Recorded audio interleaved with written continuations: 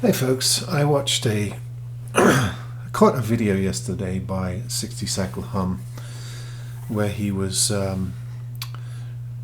sent a Zue guitar for the purposes of review, and he found so much wrong with the guitar that he felt bad that he was giving it kind of a bad review, but he couldn't, quote, sign off on it.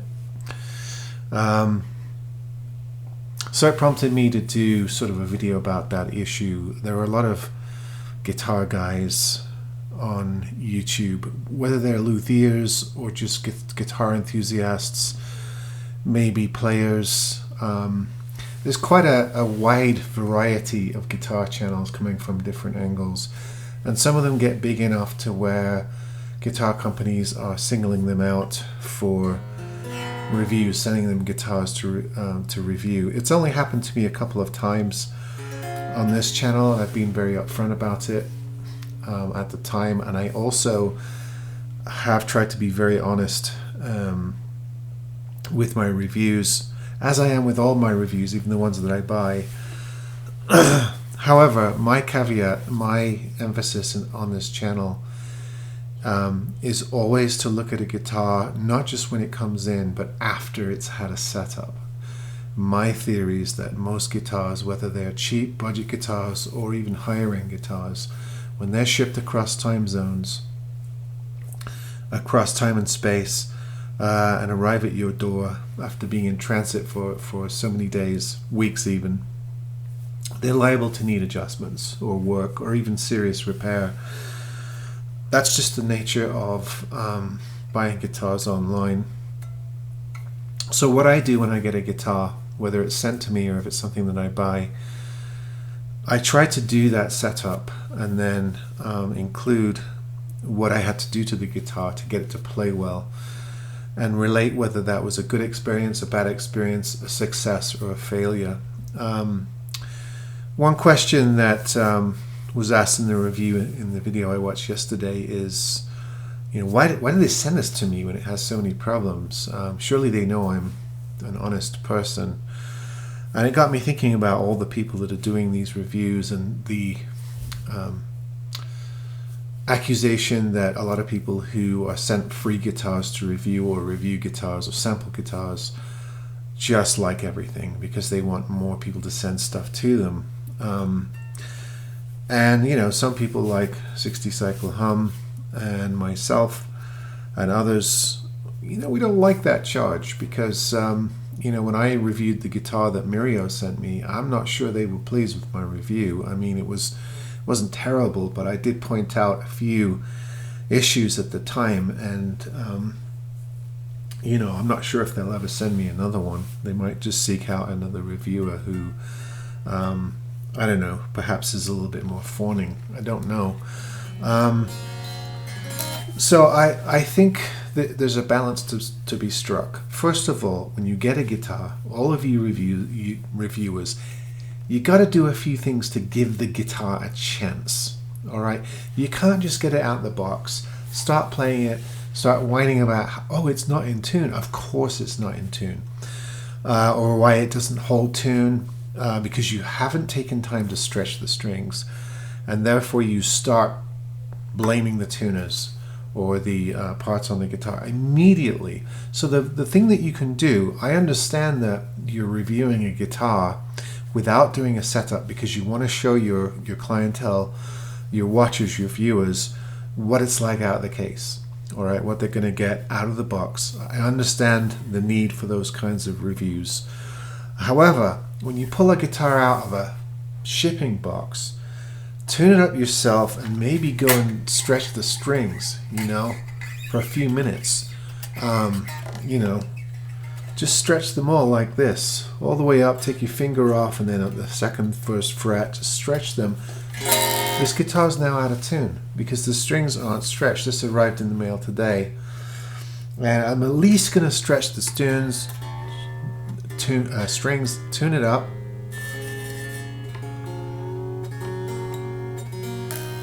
Maybe do that a couple of times before I turn the camera on and review. I mean, people who expect a guitar to arrive in tune, that's that's unreasonable. And I really don't find those reviews beneficial at all.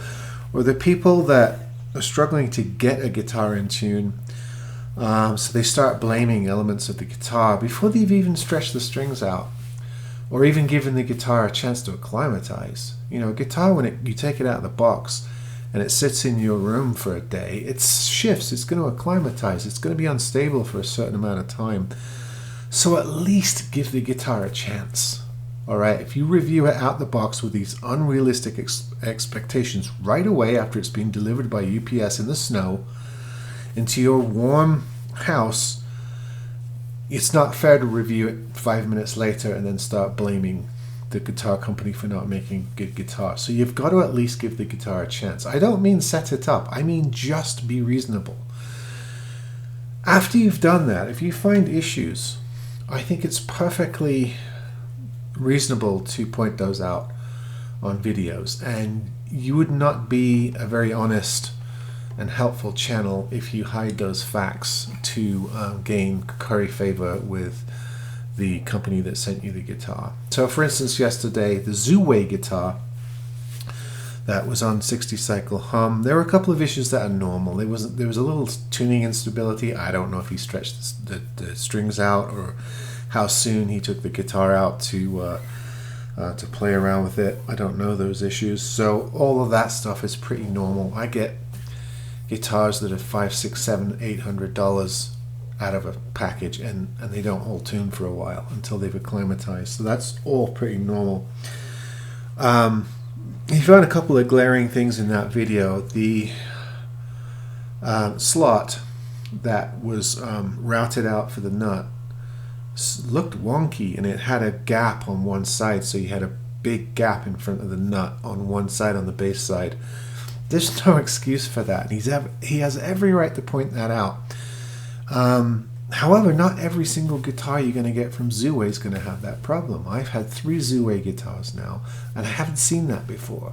I've seen a couple of the other things that he was talking about, but I haven't seen that bad nut route, nut slot cut that he was nut channel that he was talking about.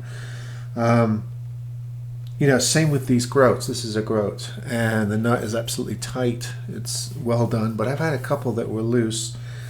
So another thing to point out, reviewers, is you're only reviewing the guitar in front of you. It doesn't mean that every guitar that people order is going to be that way. This is just something that you might receive. I think it's you're being honest to point that out. But there were a couple of serious things in that review to where I think he was absolutely right to point them out and to take the company to task for those issues. You shouldn't have badly cut routes in the guitar.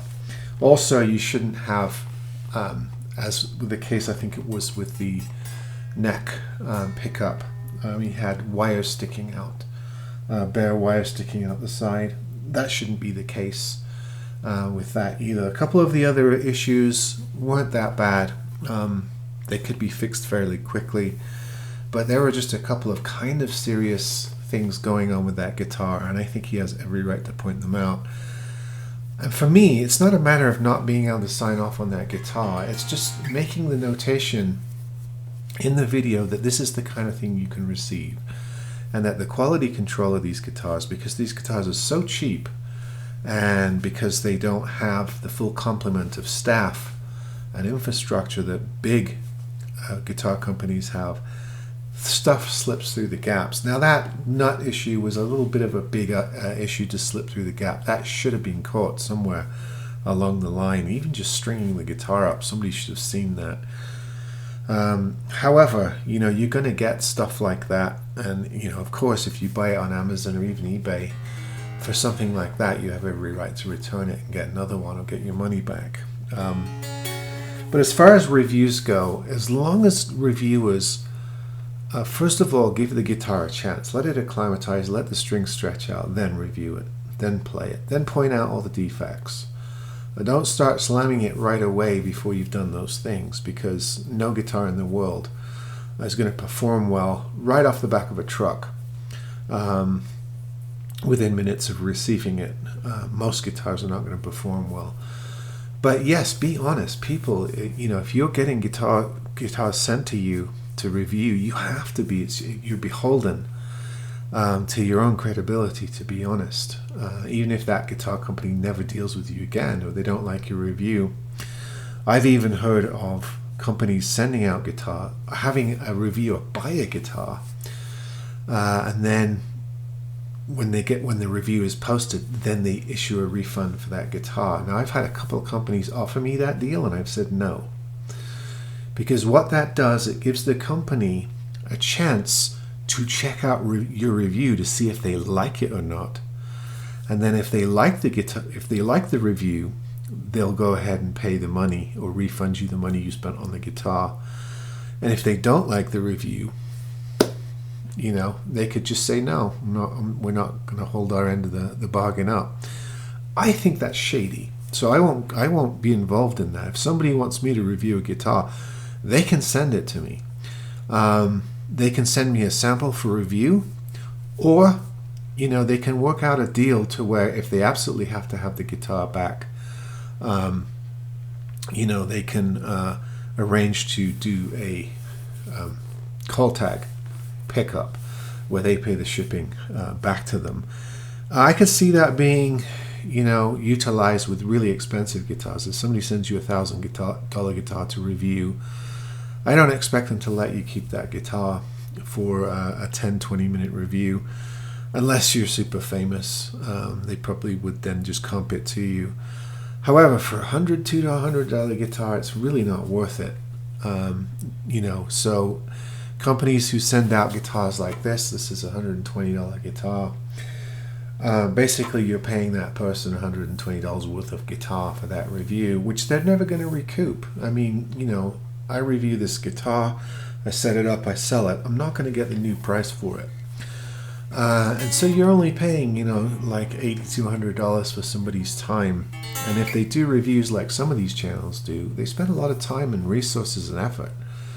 A lot of these guys take the guitars apart, they look inside, they look at the neck pocket, they study the pickups, the pots, that kind of stuff. That's time.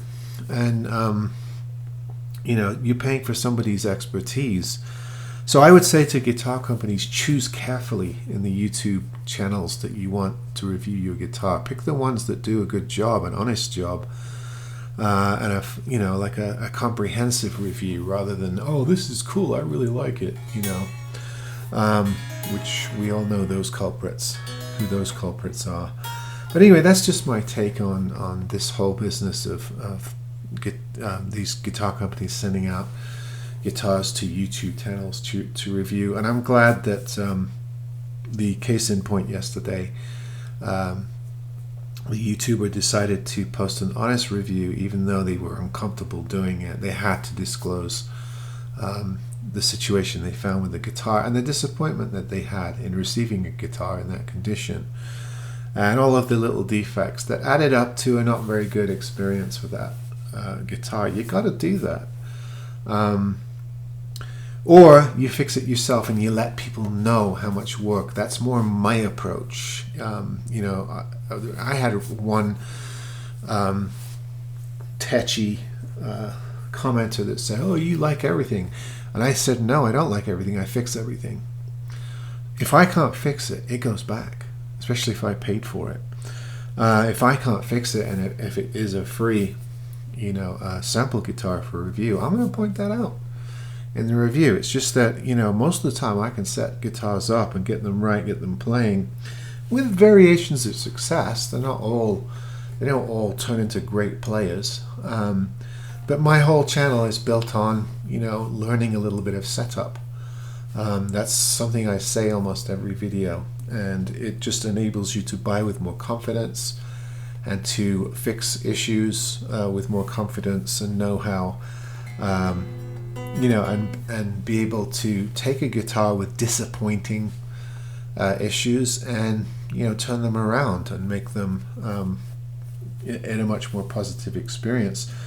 So yeah, I get a lot of really, really cheap guitars, and my reviews might be better than some other channels, but not every channel does their own setups or fixes the guitar. They just give you a review of how it arrived.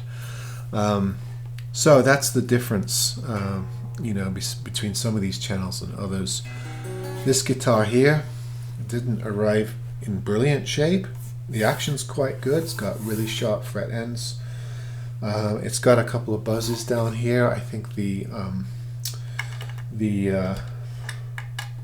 relief in the neck is there's not enough of it. It's maybe slightly overbowed, so I'm getting buzzing down here. I've got a loose strap button down here that needs to be tightened. I've got a tone knob that just keeps turning. It doesn't stop. But I'll fix all these things and make it play really well. But I'll point out, I probably won't review this because I've already done one of this model on this channel. But if I were to, I would point out in my review, yes, it's a great guitar for the price, but this is what I had to do to it to get it going. And then you as the viewer make that determination. Well, can I do that? Am I willing to pay someone to do that? Am I willing to risk getting a guitar with those issues? Or do I need to keep looking? So yeah, it's a minefield, this guitar review thing, and I think it's worth having conversations about it, particularly between channels. I'm always interesting to see what my colleagues and their channels are doing, and I think the number one rule is just to be honest throughout everything. It's just not worth foregoing honesty for any reason, even if you lose favor with a certain company, because if you take a questionable product and you put your name on it and give it your endorsement, and other people have lots of bad experiences, you're not doing anyone any favors. So yeah, there you go, the old guitar review. Hey, it's a sordid business, but someone's got to do it, right? See you on the next one.